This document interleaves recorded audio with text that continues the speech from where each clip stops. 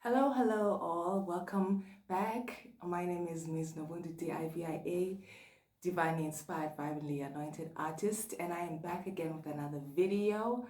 And this week I am going to be talking about the one trait of a womanizer. I know I've been talking a lot about narcissistic abuse and narcissists and the things they do of late, but this channel is not only about that, it's about a broad number of topics. So I just wanted to get back to a particular topic that has received a lot of feedback and requests to do more videos on, and that is particularly the one on the traits of a womanizer or the traits of a female womanizer. I can think of about 3 womanizers that I have come across in the form of a female and 2 males in my lifetime so far where I have noticed.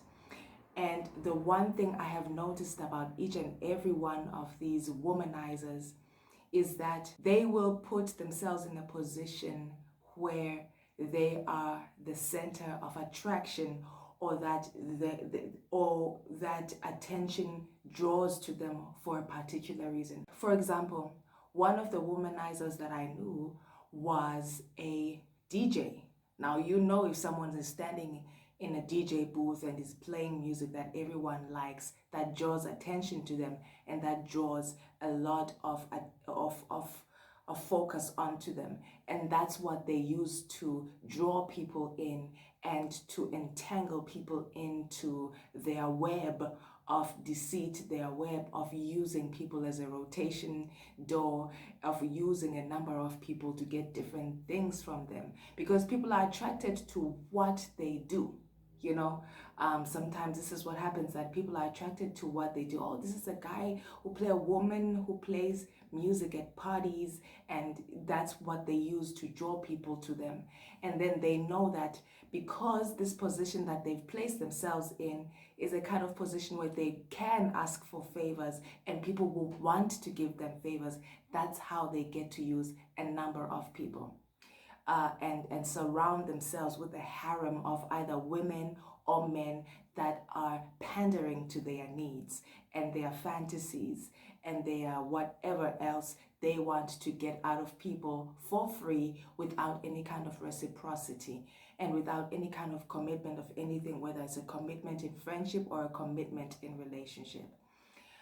The second womanizer that I knew was a photographer, and he was also like the kind of person who was a supervisor, was in a position where people were going to come to him to say, I've got this problem or that problem, and they were managing a number of people. But particularly the one thing that he used to draw a lot of women to him was that he was a photographer. So every time that we would be having events, he would take on this role of photographer. And when I thought about it later on, I realized that he was behind that lens as a voyeur.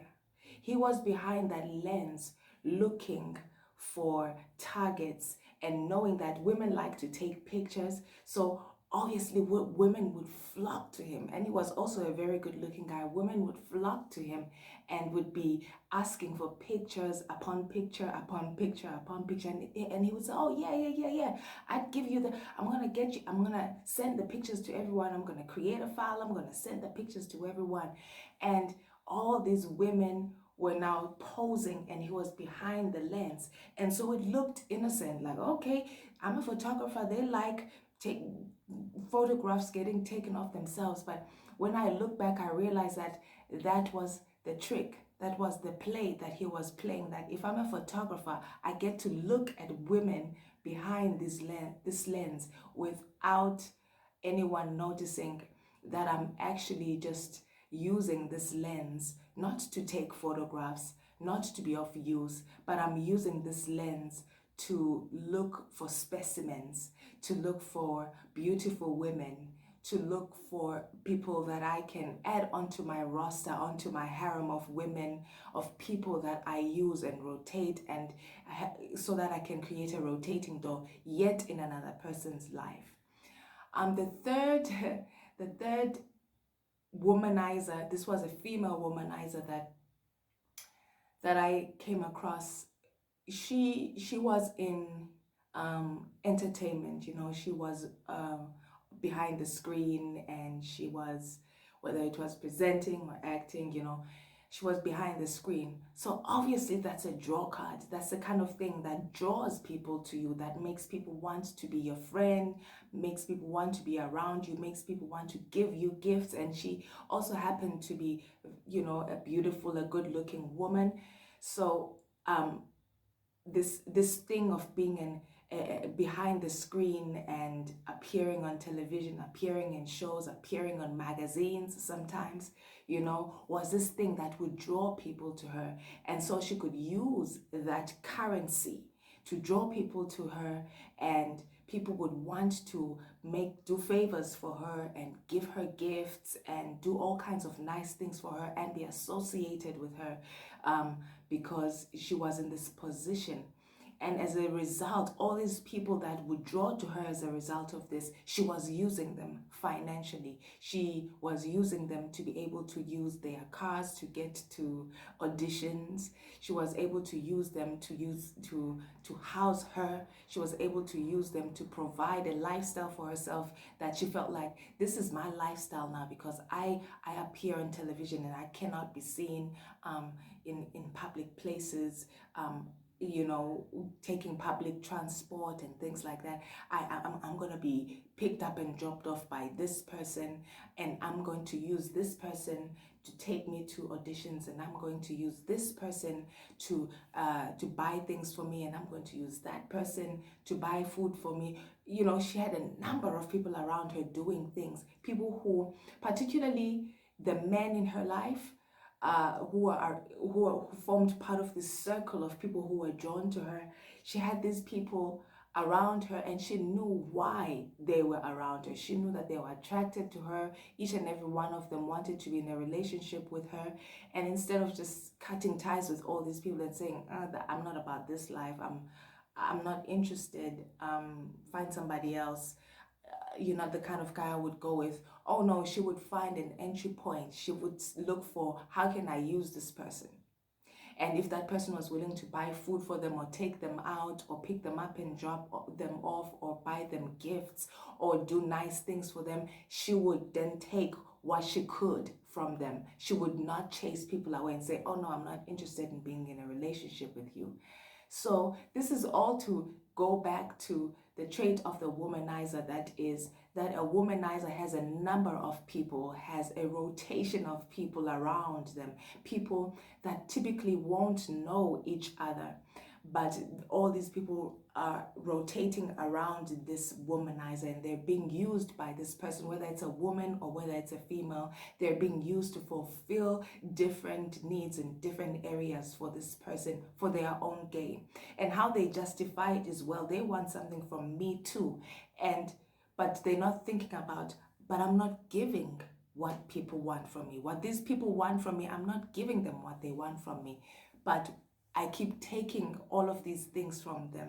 That's how they justify it. They say, well, you want to be seen with me because I'm on television. You want to be seen with me because I'm a DJ, you know, and I'm popular. You want to be seen with me because, you know, I'm very good looking. You want to be seen walking next to me because and they think that's what they bring to the table, which is like the least of things, because that doesn't add any value, you know. It's not taking out money from your pocket. It's not buying a gift for someone. It's not picking up somebody in your car and dropping them off. It's like, oh, I just get to stand next to you and be good looking and be a celebrity, or be a public figure, or be someone who's very well known in a certain community, and I'm giving you that in return for using you. That's what they think they're bringing into the equation. This attention that is drawn to them, or this focus that is drawn to them, this is how they shop for prey. You know, the guy who was behind the camera lens, they were shopping for prey.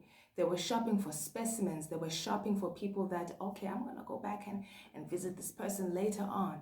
It's the same thing with the person who was an entertainer, person who was a DJ. They were shopping for prey. They're standing behind that in that DJ booth, and they're looking and they're shopping for prey, and they're shopping and they're looking at all these masses of people, and they're looking for, okay, here's a victim there, here's a victim there. They're not only just there playing music, they're not only there that just being a friendly person that's well likable. They're shopping for prey, and who they will use next, who they will exploit next, whose resources they will exploit and deplete next, and whose virtues they will exploit and deplete for their own benefit next.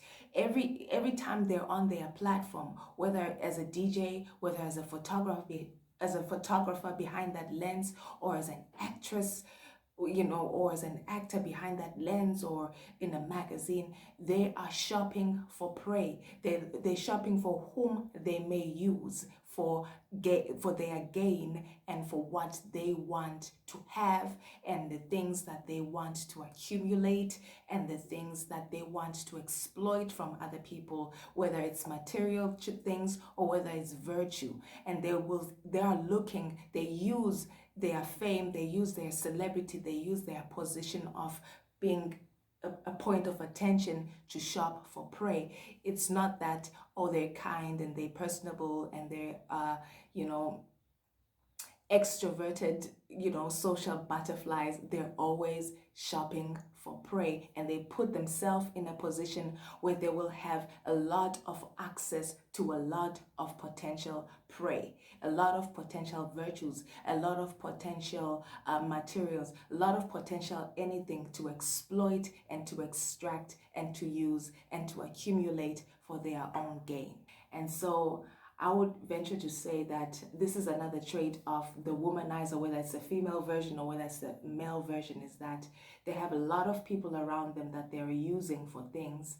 And they use particular things like fame, particular things like, any kind of profession or any kind of activity that draws people to them, to bait people into being interested into them, to bait people into being interested in them, to bait people into wanting to be around them and to hang out with them and be part of their circle. And they know exactly what they're doing. They're baiting.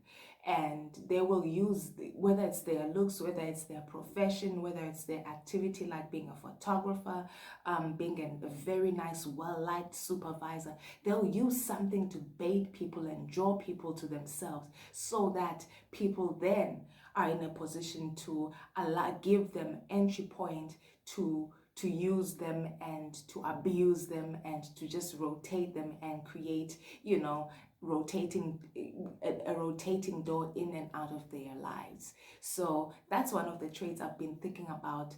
That is one of the things that, thinking back, had I was, if I was interacting with a womanizer, I could see that they were using their profession, they were using their fame, they were using their skills, they were using their, whatever it is to draw people in. And that's one of the things that you can watch out for and step out of, again, being in the harem of people that are doing favors for this person, that are being used by this person with no real reciprocity besides the fact that you get to stand next to me and be seen next to me. That is it. Thank you again for tuning in. I continue to be so grateful for your ongoing support.